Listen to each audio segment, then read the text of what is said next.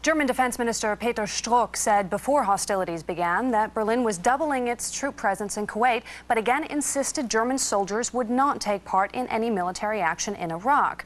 Strzok said around 250 chemical and biological warfare troops would provide humanitarian help in case of a terrorist attack on U.S. forces or the civilian population in Kuwait.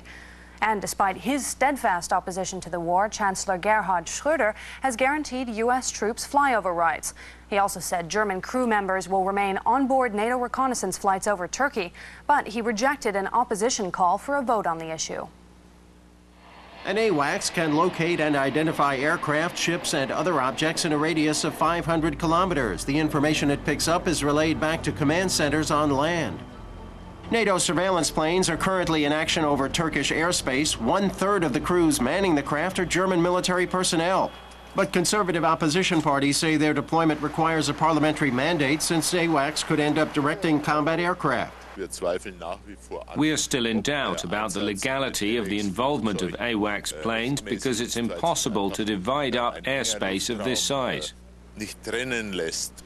The German Chancellor disagrees. He says the aircraft are under NATO control and their role is purely defensive. Schröder also says the German soldiers currently in Kuwait do not require a parliamentary mandate because they are not directly involved in the war. The German contingent is in charge of operating armored vehicles for the detection of nuclear, biological, and chemical contamination.